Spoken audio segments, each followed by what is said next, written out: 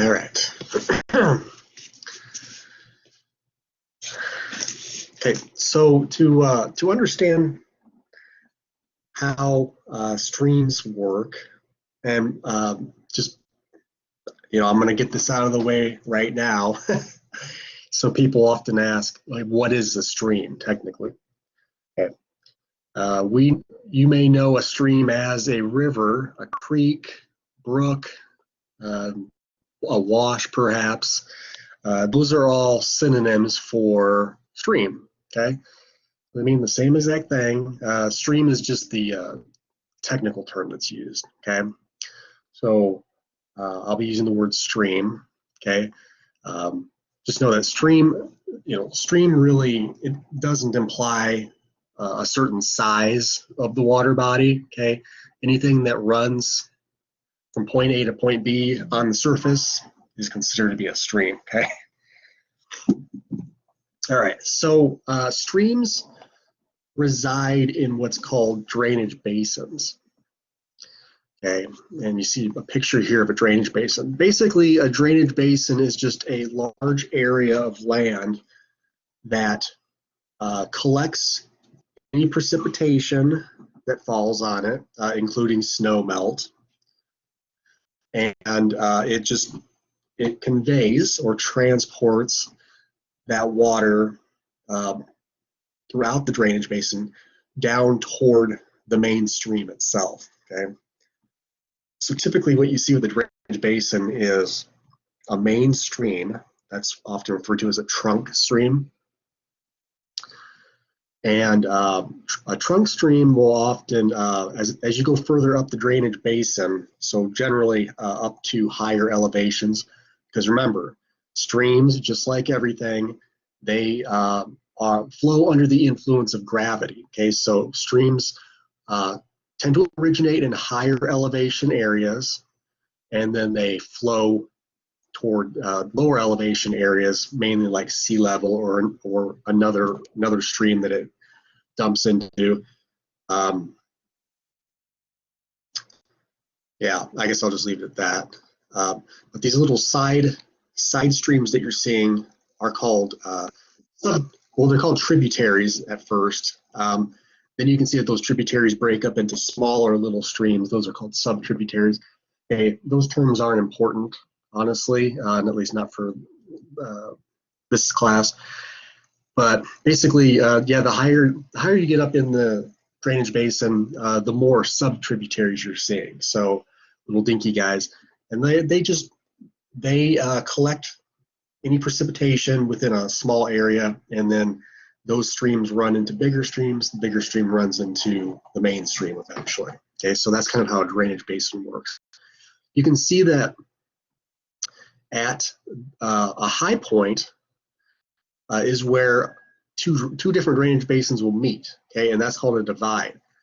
Okay, a divide is just going to be the highest topographic land area in the area. Okay, so for divide, think continental divide, because that's kind of the ultimate example of a drainage divide.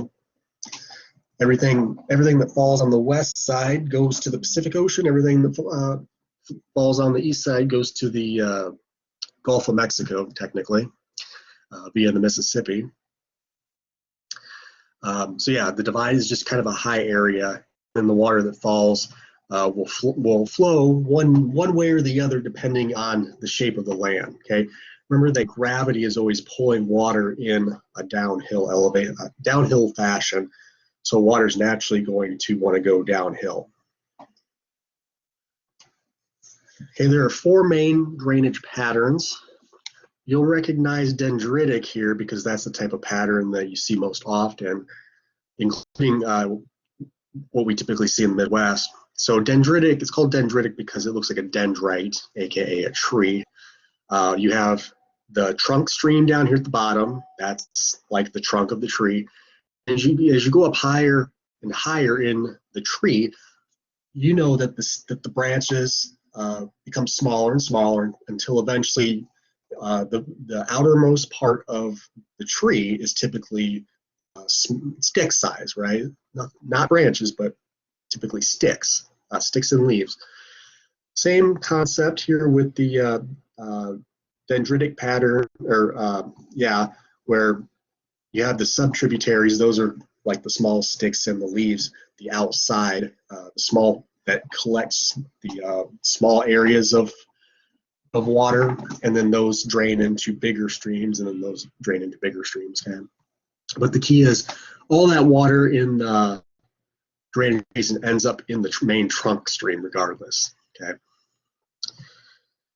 So the radial drainage pattern here is basically when you have mainly streams that diverge from a central area. So mainly either a volcano or a mountain. Those are the two examples. It could also be a hill as well. I mean, that would work as well. But yeah, the main key is that yes, they all start somewhere on that large body, and they all run downhill kind of away from each other. The rectangular pattern up here occurs in areas where there's a lot of tectonic activity or joints, so cracks in the crust. Notice that the streams often take 90-degree turns. Okay? That 90-degree turn is not normal, so that's how we know that they're running basically within joints. Okay, because the joints take those quick, sharp turns. Then we have the trellis pattern down here in the bottom right. This is a less common type of drainage pattern. This can be found on the Appalachians a lot. Basically, you have subtributaries running between hills. Okay, so running in the valleys between hills, and they end up joining together to form the main trunk in specific areas where the trunk stream cuts across the hill. Okay. Now I know that seems kind of counterintuitive. Why would you have a stream cutting across a huge hill? Well, the main thing, or the main reason why that occurs, is because there's some sort of weak point within that. So it may be a joint, could be some sort of tectonic feature, some sort of weak geologic feature that allows the water to attack and basically take over and erode. Okay. Before we move on to stream flow, a little more technical things, are there any questions about what we just looked at?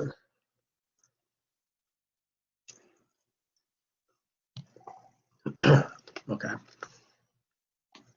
All right, so then let's move on and talk about stream flow. So streams flow in either one of two ways, okay, turbulent or laminar. Turbulent flow is where the water moves from uphill to downhill, so water moves downstream, but when it's moving in a very erratic fashion. Okay, turbulent water often appears to have no method to the madness. It's just craziness. Okay, turbulence is also what causes white water and eddies and things like that. Okay, so this is pretty common. Turbulent flow is pretty common in the mountains. Laminar flow is common in hilly to flatter topography, Midwest. Laminar flow is where the water is pretty much just moving in a straight line downhill, downstream. Okay. Usually that occurs because there's no major obstructions in the way.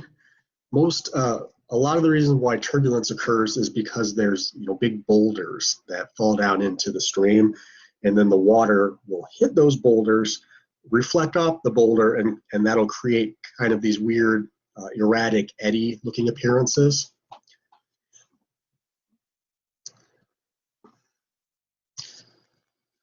Okay. Yeah, so that's how water moves. Okay, now to kind of expand on that concept, let's talk about velocity as it applies to water, stream water. So we all know that velocity is the speed that something moves. Okay, so there's a couple things about the velocity of streams. Okay, just know that all these different variables, so discharge, gradient, channel shape, channel size, and then channel roughness, which means the roughness of the earth materials at the bed of the stream. Okay, so like rocks, silt, sand, etc. Those all play a factor with velocity. Okay, so we'll go over those in the next couple of slides. But first, I want to talk about just generally how water moves in the typical situation. Okay, so this applies, mostly for laminar flow, because, like I said, erratic flow is kind of a thing of its own. But when water's moving in a pretty straight line, what we tend to see is that the fastest of the water is moving in the middle, right up toward the surface. So that's this darkest blue area here.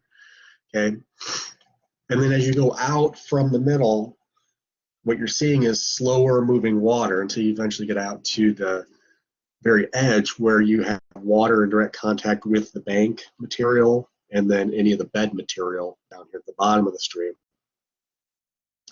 Okay, what happens is all that bed material and bank material, when water moves against it, that creates friction, and friction naturally slows down water. Okay, so it makes perfect sense that friction with the bottom and the sides of the stream are going to naturally slow down the water at the edges and the bottom, while the water that's kind of in the middle top portion is free to flow relatively unimpeded.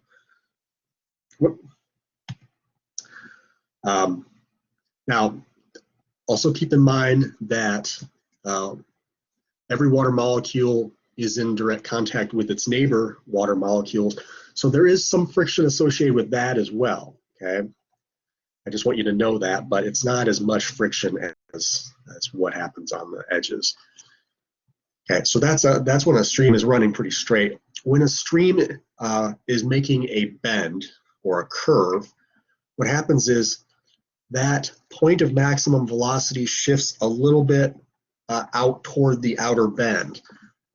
Okay, what you're seeing is generally there's a little bit of a deepening that's occurring right close to the outside bend. That's pretty normal.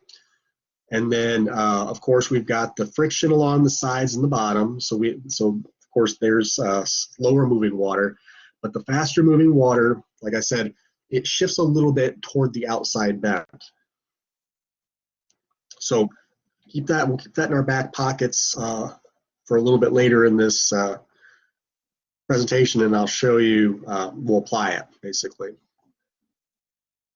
All right, so another concept, so a factor that affects velocity, of course, is discharge.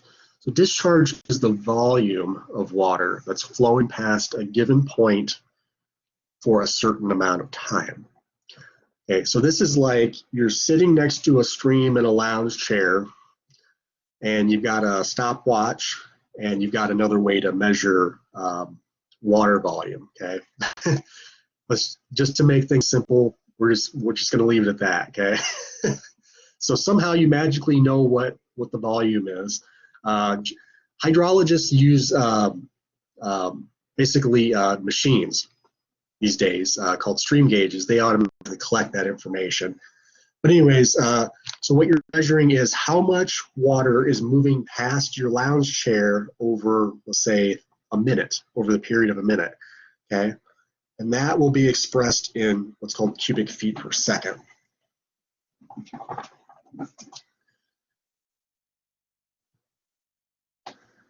Okay, all right, so that's kind of a up-close look at streams. Now we're going to step back a little bit and look more holistically at the basin level again here. So, so first we need to understand the impact of the slope of a stream. Okay, that's called the gradient. The gradient is basically you take the drop in the elevation that occurs over a certain distance. Okay, and that gives you a percentage, and that percentage is called the gradient. Okay, so the gradient is just the slope. And that's pretty much what you're seeing here is the blue line represents a slope.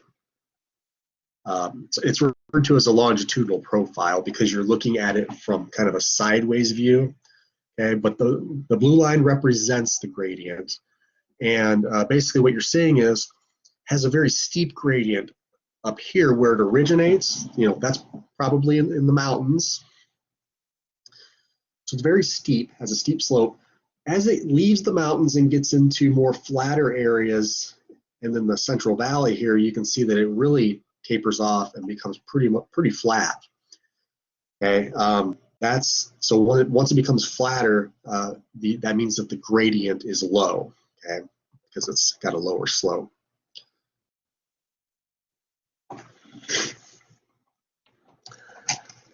Okay, so now we're going to shift gears here and look at types of earth materials that streams transport.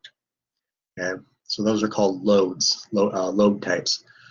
So there's 3 different types: dissolved, suspended, and bed load.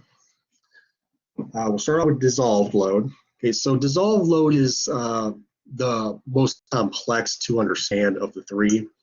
So basically, by dissolved, I mean you can't see it. So it's essentially invisible so it's material, earth material, that is literally being held in suspension in the water itself.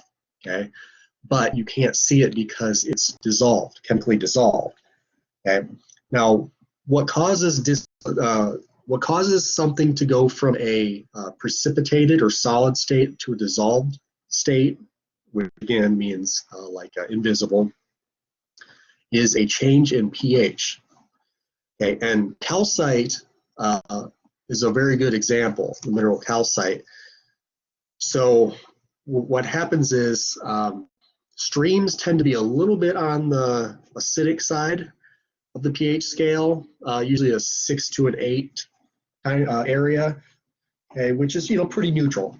Consider that pretty neutral, but they do often tend to be a little bit on the acidic side most often.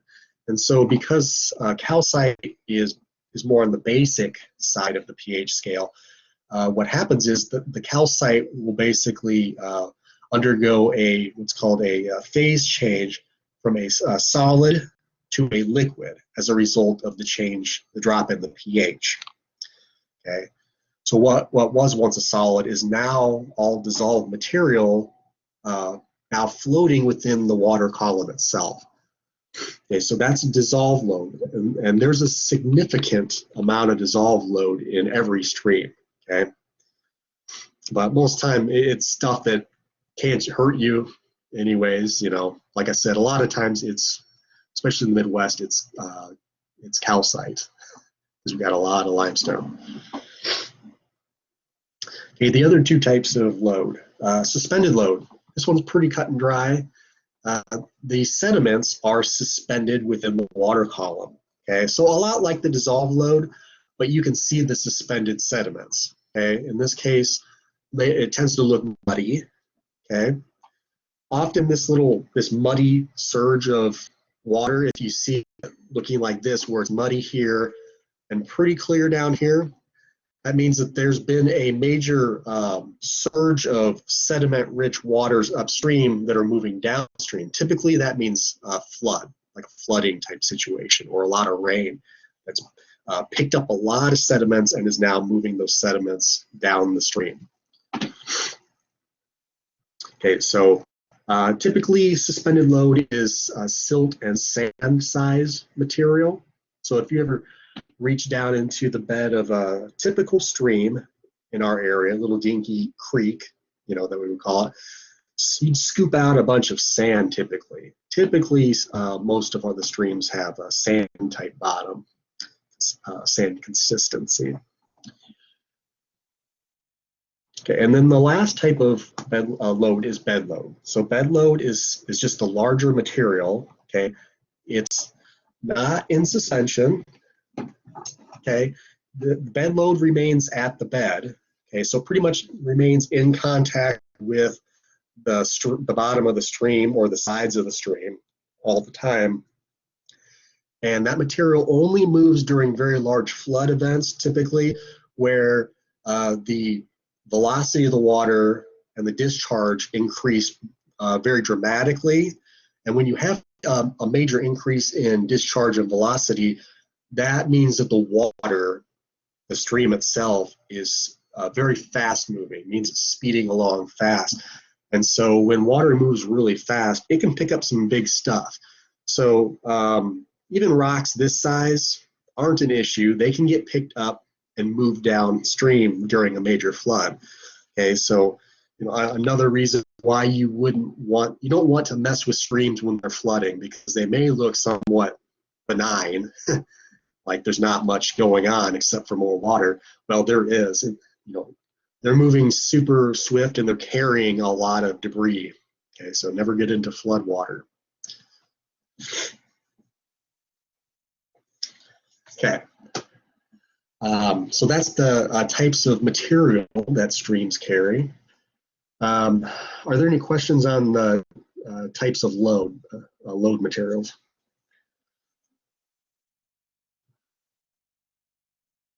Okay. All right, well then we'll move on to a couple terms that are related to load, basically, competence and capacity, okay? These two terms often get mixed up, okay? Partially because they're both C's and they sound kind of similar. So make sure you come back and relook at these two terms before you take the test to ensure that you have a good understanding of each individual one. So we'll start with competence.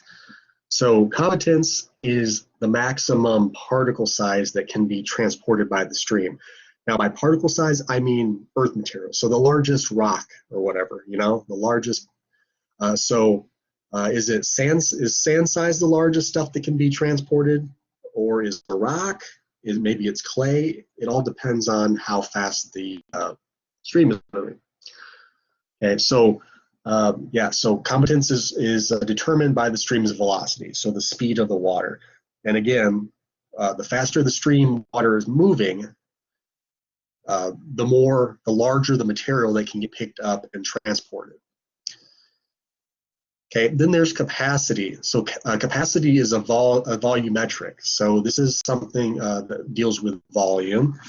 The capacity is the maximum load of solid particles that a stream can transport downstream over a certain amount of time. Okay, so this capacity is, as you would imagine, it's the capacity of the stream, how much the stream can carry. Okay.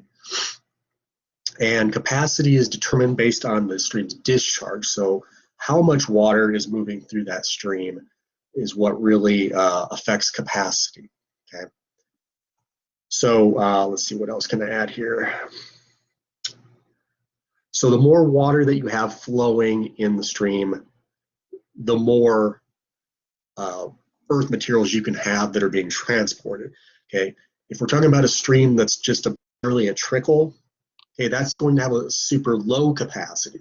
That means its discharge is so low that it's really not transporting much at all, just very little amount. But a huge stream like the Mississippi has a large capacity because it has so much water that it's carrying a lot of sediments, it's transporting a lot of sediments along with it.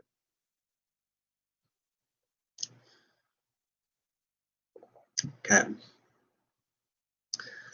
Now we're going to take a look at the different types of streams and their associated basins. So, there's two basic types, and then there's another one, but we won't get into the third one. But the two predominant ones are meandering and braided. We're all familiar with meandering streams because that's what we see in the Midwest, okay? So let me start with that. So meandering streams have that side-to-side kind of loop appearance, snake-like appearance, okay, sinuous, tend to be found in flatter topography areas like the Midwest, okay, and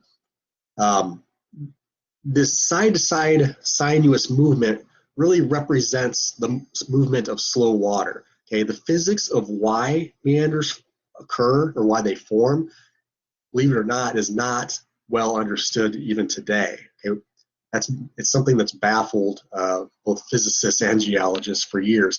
You know, why a meander? What's the purpose of it? It seems like a lot of waste. Okay, we don't know.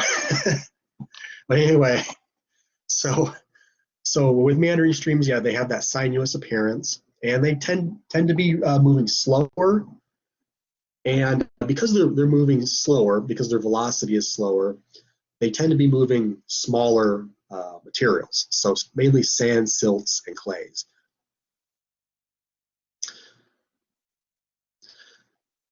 Okay, here's some features associated with meanders. So cut banks and point bars.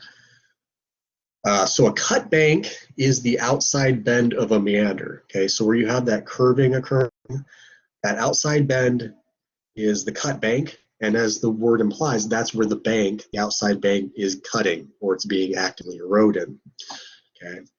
Remember when we first looked at that chart at the beginning of the picture, I guess, beginning of the lecture here, we saw that when water's going around a bend, the fastest moving water shifts a little bit toward the outside bend.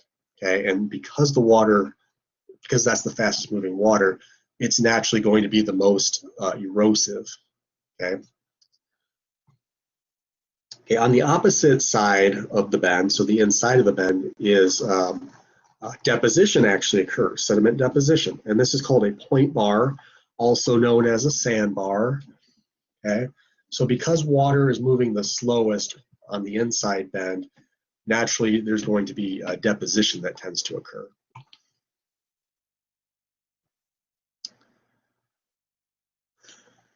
Okay, and then two other features that are related, of course, cut banks and oxbow lakes. So a cut bank is basically where you have an existing meander, okay, and a stream, its natural tendency is to get from point A to point B as quickly and efficiently as possible. But because meandering occurs, we know that there's a lot of inefficiency involved with meandering.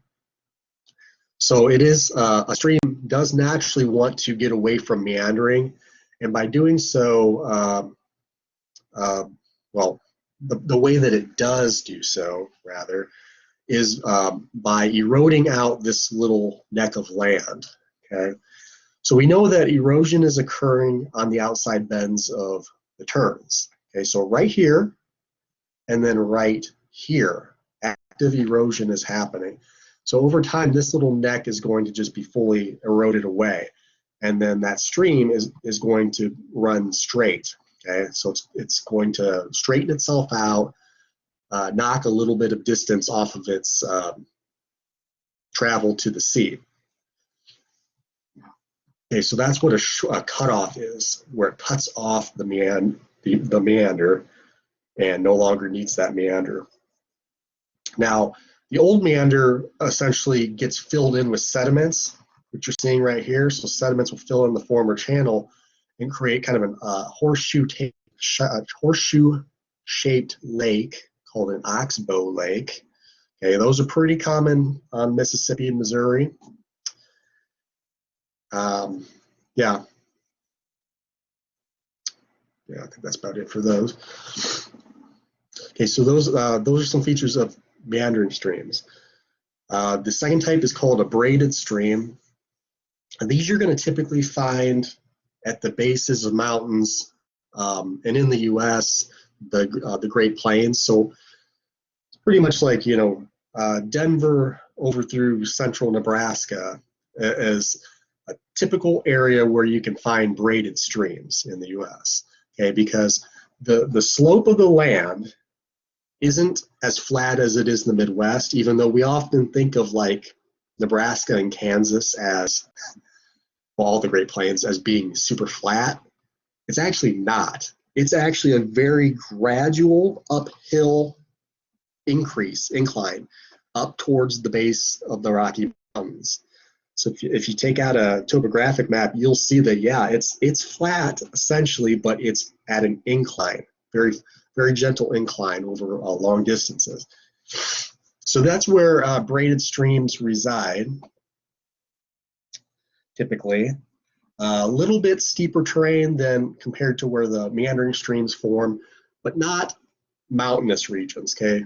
Mountainous regions are have their own type that we won't get into.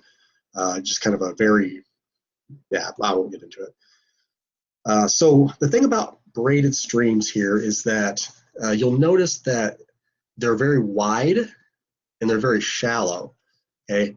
They also carry a substantial amount of sediments, okay? Sediments that were eroded from the mountains, because remember, water is moving, the gradient or the slope is very steep in the mountains, so water is moving very fastly. It's doing a lot of erosion in the mountains. It brings those sediments down to the base of the mountains where these braided streams begin to form, okay? And it basically dumps those sediments. Okay? So you can see that these braided streams, they're chocked with sediments, very sediment rich, and that's pretty typical. So a lot of times very wide, no more than honestly 6 inches deep typically. Like the Platte River in Nebraska, sometimes you'll see it's about probably a mile wide and it looks exactly like this, if you're driving along Interstate 80. Okay. Okay, so I think we got everything there for braided streams. So be sure to check those out next time you go to the Western Great Plains and Denver area. So now, actually, let me just take a step back and see if we have any questions, I guess, first before I move on.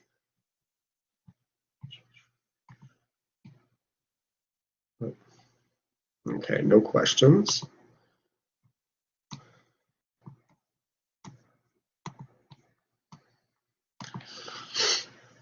All right. Okay, so now we're going to shift gears here and talk about base level. So the base level is the lowest elevation that a stream can erode to or will erode to. Okay, and there's two different types of base level. Okay, first we call ultimate base level. That's sea level. Okay, we know that most streams empty into the oceans, and as a result, streams, once they get down to the ocean, which is at base level, they just dump into the ocean, okay? So that means that they run all the way down to ultimate sea level. So that's typically, that's normal. Okay, then we have what's called temporary base level. That's this example down here. This is when you have an obstruction backing up water into like a reservoir. Okay, this can be man-made dams, could be beaver dams, landslides. There's a handful of different things that could cause streams to be blocked and backed up. Glaciers sometimes do that. But anyways, it creates a lake behind whatever the material, the dam. And what happens is when these streams come down and they drain into this lake, they think that it's the ocean. Okay, so they think it's base level, ultimate base level, but it's not. Okay, we know that it's not ultimate base level.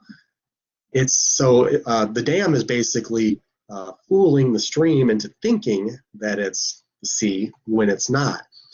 Okay, so the stream will continue to act and it will continue to deposit sediments as if that were the ocean. So typically what happens is a lot of sediments drop out in these lakes, okay, behind the dams.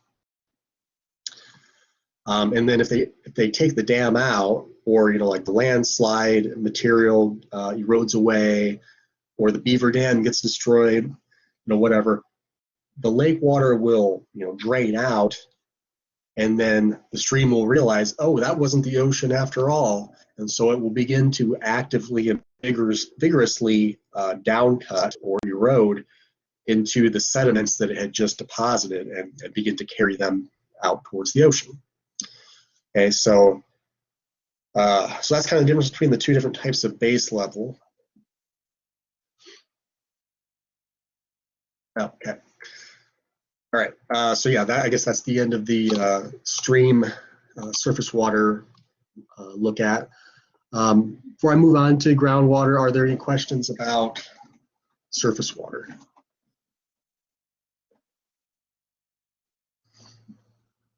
Okay.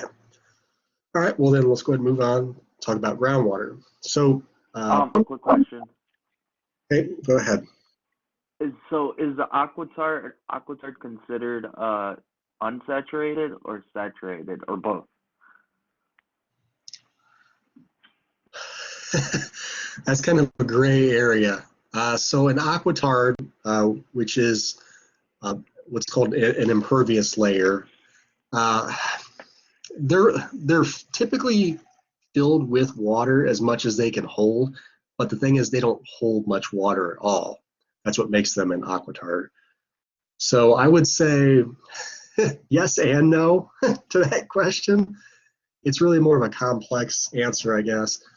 But can you hold off until we talk about aquitards? I'll explain that when we get there, so everybody else doesn't we don't get too far off. Okay. Okay. So yeah, before we get there, let me just give the background here. Okay. So groundwater is stored in aquifers, and aquifers are just subsurface earth materials that are permeable, that are often filled with water. Okay, so a lot of times it's bedrock. A lot of times it's soil material. Okay, all of that can be considered an aquifer. If you recall back to soils, when we looked at soils, we know that soils tend to be about 50% mineral matter and organic material, and then about equal parts, 25% each of air and water. So air, basically, which is about 25% of aquifer material, is basically just empty voids in between the soil particles, or in the case of the rock, between individual little sediment grains. And it's those voids that fill up with water. Okay. Likewise with the let's see. So that's the air. Water. Okay. So water, I'm not going to worry about. But yeah, basically, the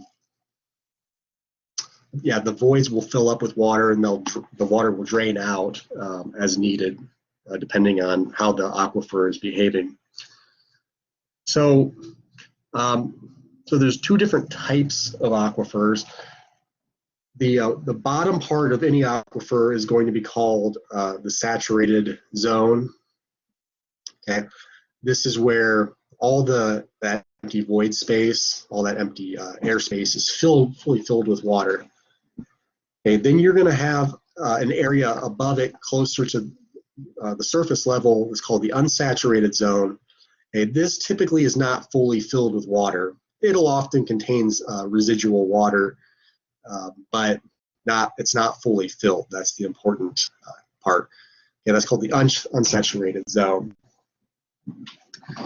In between those two is a imaginary line called the water table, and the water table, like I said, just represents the distinction between the two. The water table moves up and down depending on how much water is water is coming into the aquifer, or how much is leaving. So if you have a very wet year, the water table is going to rise upward closer to the surface as more water comes into the system. If you have a very dry year, the aquitard is slowly going to creep downward as more and more water is lost throughout that dry season. Okay, so that's kind of generally how it works.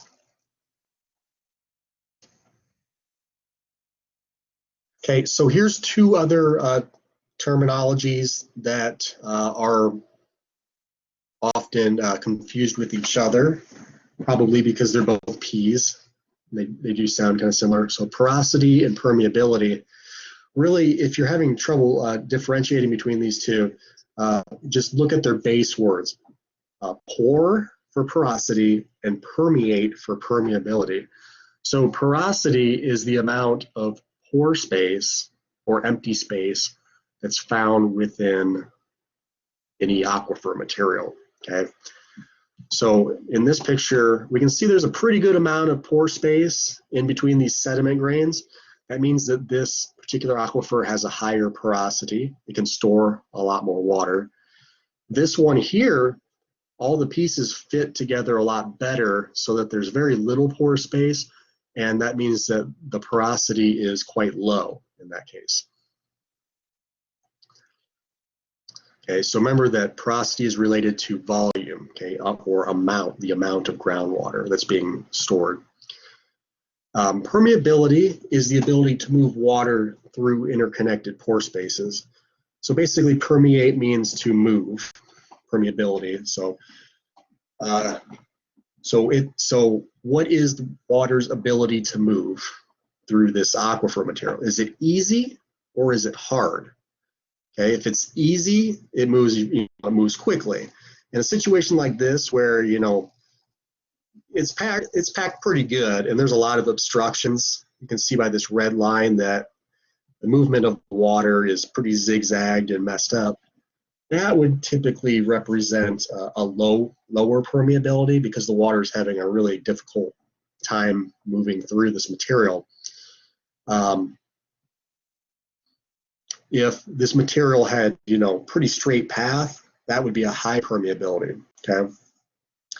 So we're gonna keep permeability in mind specifically,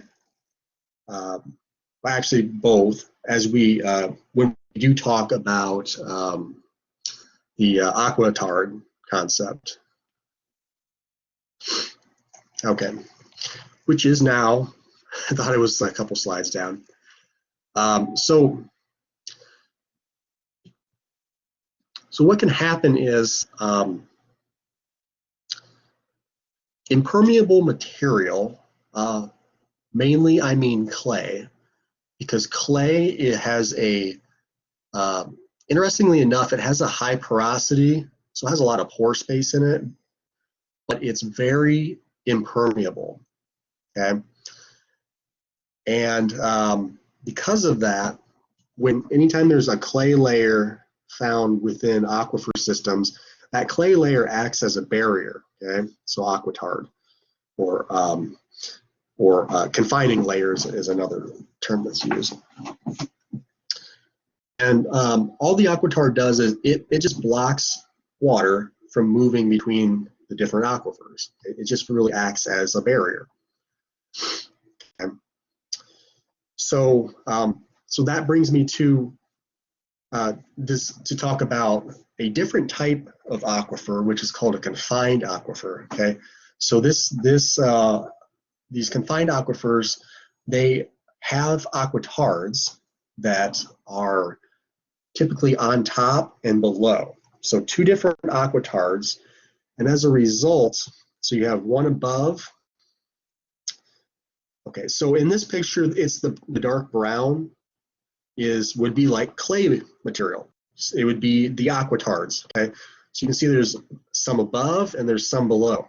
The aquifer in the middle is referred to as confined because it's being literally confined between these two aquitards. Okay, and what happens is, because it's confined, it actually becomes pressurized, okay? So like a water pipe. Okay. I'll come back to these here in a minute. Okay, so what we're looking at here is a confined aquifer. So right here, this brown layer here is an aquitard, as is this brown layer here. Okay, so here in the middle with these blue areas is a confined aquifer. If you'll notice, a confined aquifer has what's called a recharge area. That's the only place in the whole system where water can enter the confined aquifer, okay, because it's trapped by low permeability clay on both sides. So water's not getting in, it's not getting out. So as a result of that concept, we know that confined aquifers are pressurized, okay? And what happens is where the recharge area occurs is the elevation at which something called a pressure surface forms. And a pressure surface is essentially the same thing as a water tower in your neighborhood, okay? So the utility, your local water utility, they will use pumps to pump water up the skinny leg part of the water tower into the round bowl looking thing on top. That's where the water gets stored, is in the round bowl. Okay, and so what they're doing is they're essentially creating a fake pressure surface. And the whole point in doing that is because that creates a pressurized water system.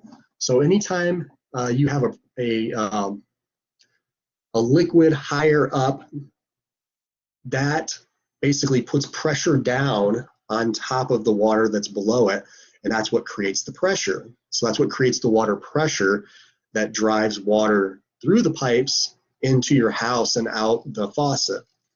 Okay, if we didn't use water towers, water would probably just trickle out of your faucet. Okay, so it's super important to have water towers to create that pressure surface.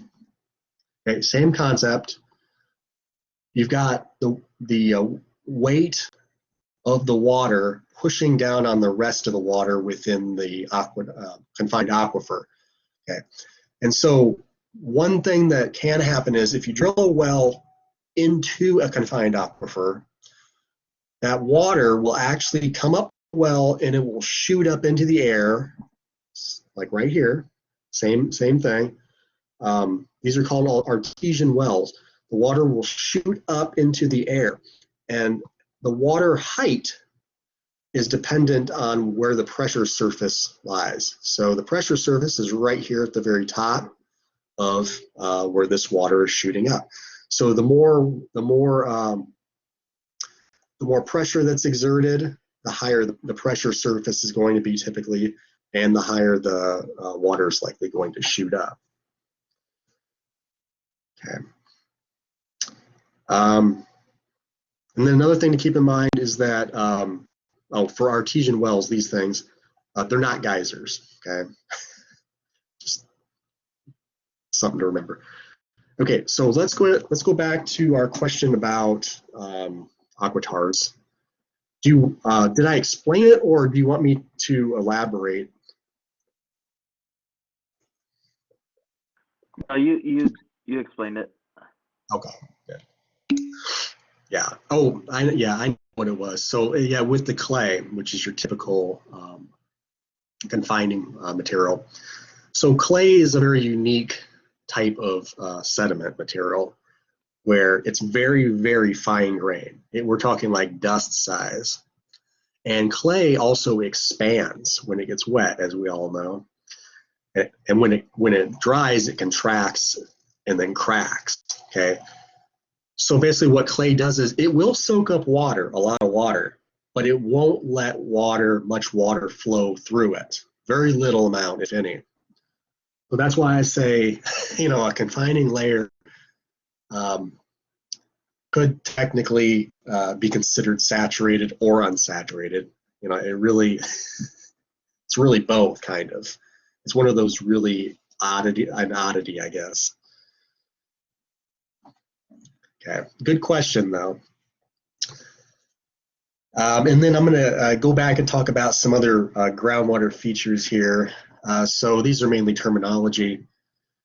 So springs, of course, occasionally what will happen is you'll have groundwater that naturally flows.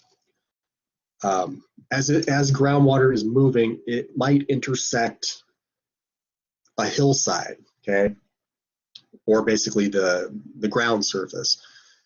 And it's pretty common. And what will happen is the water will just seep out from the ground onto the surface, and then it will run along the surface. Okay, so that's what. A hot spring is a spring that's heated by Earth's internal heat engine. Okay, so we know radioactive decay in Earth's core creates the heat that moves, that gets transported through convection upward towards Earth's surface. It's that heat that drives things like hot springs and geysers. Okay, so geysers, they're different than hot springs. I mean, they are a type of hot spring, but what makes them different is that geysers shoot up kind of a steam water mix into the air, mostly steam. Okay, so back here you're seeing a geyser. Right here you're seeing just a hot spring. Okay, so how that happens. Okay, so here we are at Yellowstone and taking our little tour. Basically what happens is you have underground piping, essentially, natural underground piping, and it's restricted. It's a certain size, and so when you get water heated up to the point where it undergoes a phase change from liquid water to steam, okay, that phase change results in expansion. Okay, and because this water is sitting in a system, a piping system, where there's a finite amount of space, what happens is with that expansion, you're essentially shoving the steam upward and out of the geyser. Okay, so that shooting out steam from the geyser is just merely what happens when you have the water turning into steam and that steam expanding. So it's actually a pretty cut and dry process. Okay, we looked at that. Okay, before we move on, are there any other questions that you guys have on any of the groundwater concepts we've looked at so far?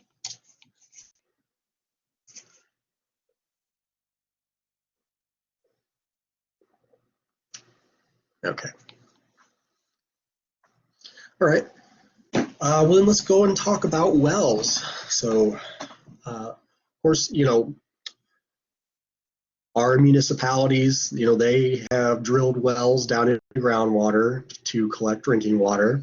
That's a substantial amount of water.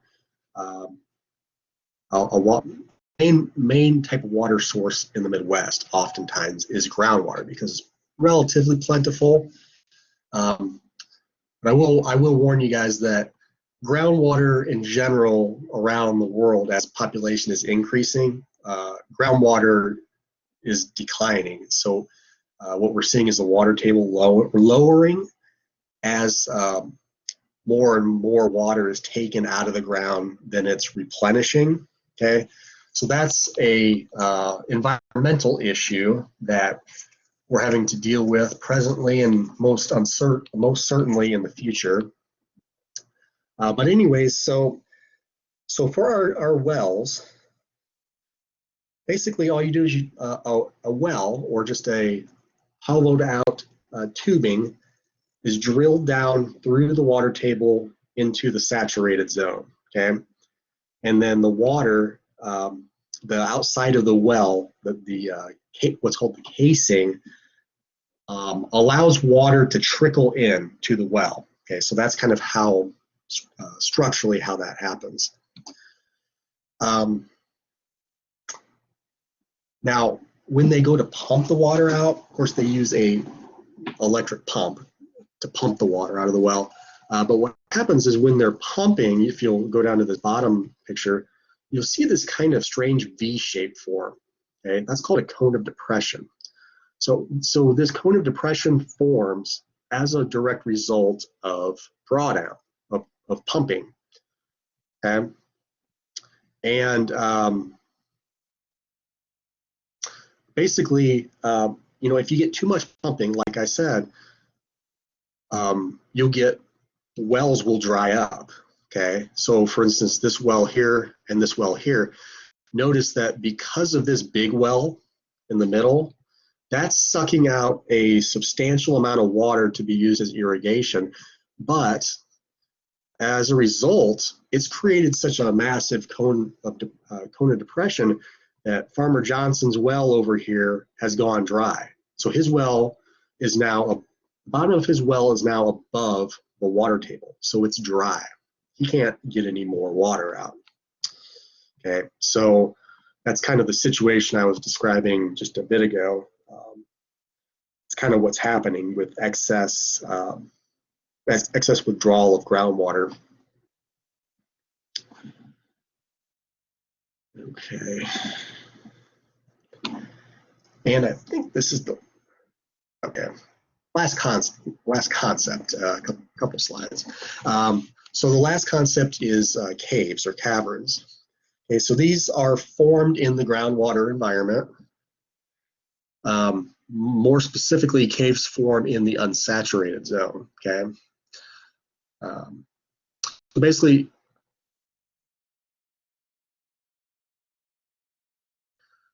so you got some sort of basic material, like basic as in pH, so above a 7 on the pH scale. Typically, we're talking about a carbonate material, so calcite.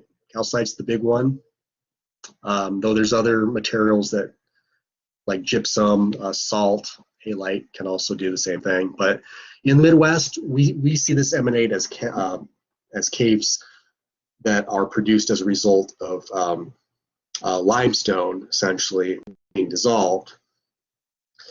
And so what happens is, because natural waters on Earth's surface and groundwater tend to be a little bit acidic, like I said, just slightly acidic, that water, our natural waters, contain a very, very diluted and non-harmful acid called carbonic acid. Now, carbonic acid is naturally can be very harmful if it's not diluted.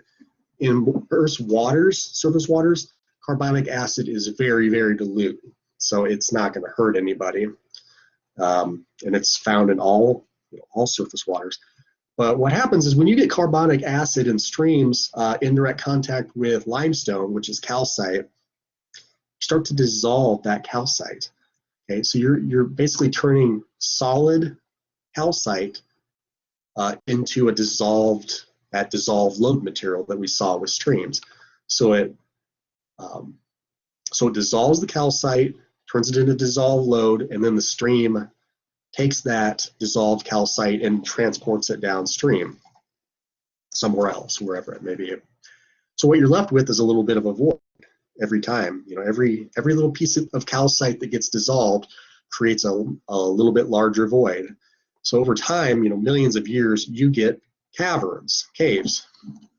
That's pretty much the basic way that caves form, is through this dissolution process from carbonic acid. Let's see, what else can I say here? I guess this really isn't that important, but caves don't form in the saturated zone. They only form in the unsaturated zone. Yeah, it's for a very, very interesting reason, but I guess I don't want to get into it because it's a little more than you guys really need to know at this point. But so here's some features associated with caverns. Okay. If any of you have ever done any spelunking, you've definitely seen these. So these icicle-like things are called stalactites. So so what happens is, I said that the calcite will be dissolved by the carbonic acid. Sometimes what will happen is the dissolved calcite will drip down from the roof, and if it encounters any other existing calcite on the way down, its pH can go up, can be buffered up a little bit, so that it goes from a dissolved state to a precipitated state again. Okay, I'm going to leave it at that. Again, it gets a lot more complex than that, but that's why stalactites form essentially is because you get the reprecipitation of dissolved calcite. So the ones that are hanging from the roof are called stalactites. The ones that are growing up from the floor are called stalagmites. And then where the two meet, if the two end up meeting and joining together into one large lump, that's called a column. So just know if you ever go into a cave and you see these things, please do not touch them. They grow about a centimeter every 100 years or so. So a very, very slow process. They're very delicate. Okay. All right. So some other features that are associated with cavernous land areas. So the term karst topography is just kind of a generalized term that's used to describe a certain land area that is very cavernous in general. So you can see here in this area, you know, it's a cutout view from the side, so you can clearly see the caverns that have formed within this limestone layer. But generally you can't see it from the surface, okay? But there are ways to tell that if a land area is karst or not, because there will be some signs, like these kind of sunken little bowl-shaped holes, or just in general, sometimes these little holes will collapse. Rather than create a bowl shape, that they will just collapse down into the cave, so the roof of the cave will collapse. That's called a sinkhole. Okay. Then streams sometimes, streams will be flowing along the surface, and then they might encounter a fracture in the bedrock, such as like right here. You can see there's little fractures, and the stream will actually begin to flow down into that fracture and then flow through the cave system, plumbing essentially. And so it looks like the stream is disappearing, but it's really just going underground and flowing underground. Okay, so if you want a good example of a place, if you really like karst topography, caves and whatnot, go down to Hoosier National Forest in southern Indiana. Southern Indiana is all karst. I deal with a lot of, well, some projects down there, and always a lot of karst issues. So it takes very specific engineering techniques to, you know, build roadways and stuff like that. But in terms of just recreation, definitely go down there and check it out. Caves are really an interesting feature. Okay, so that's it for the presentation today. Are there any questions on anything that we talked about today in the lecture?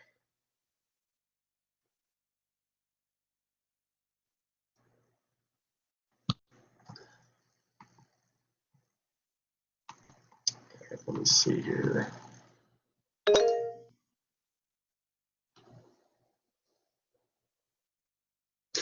Okay, so I see a thing in the chat that asks to explain.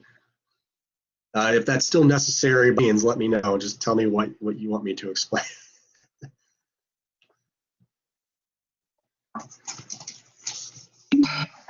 I'm good. Okay, looks good. All right. Well, yeah. Then, like I said, that wraps up the lecture for today. So we will resume next Wednesday, and we will look at chapters 10, 11. So we'll finish our surface processes. Oh, okay. So explain the midterm. Okay. So I guess we do have time today, so maybe I'll just go ahead and do it today, in case we're running short of time next Wednesday. So, okay, so the midterm, the main questions that I typically get on the midterm is how many questions? That's 50 questions. A lot of multiple choice can also be true, false, might be some fill in the blanks, might be some very short answer.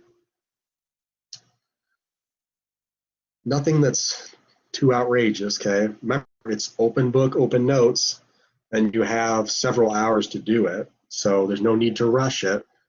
The main thing here is that you want to at least have a basic understanding of the material, and then you want to have an understanding of if you're having trouble finding an answer, like let's say maybe you're questioning yourself, then you can refer to the book, and you can flip it open, read the paragraph or whatnot that's applicable, and you can get the correct answer, or at least what you think is the correct answer. Okay, so let's see what else. Time-wise, so the midterm is open. Okay, I leave the midterm and the final open all the time, because if you really wanted to, you can take it today, both, but I don't recommend doing that. Okay, having the lectures is an important time for me to relay and explain some detailed information that the book may not elaborate on. But so the midterm, I would say wait until we finish chapter 12, and that will be on March 17th. Okay, so we'll cover chapter 12. Once we do that, anytime really between the 17th and I think the 22nd. Yeah, 22nd. You can take the midterm test anytime during that period. Okay. So the most important thing is that the midterm will be done and out of the way before spring break starts, which is the 29th. So that's pretty much it. Any other questions about the midterm?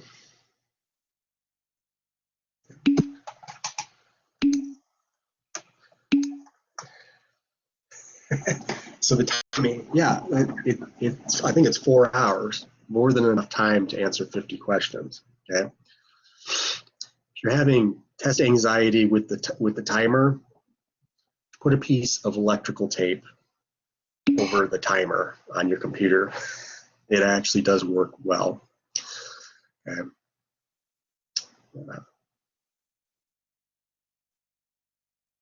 All right.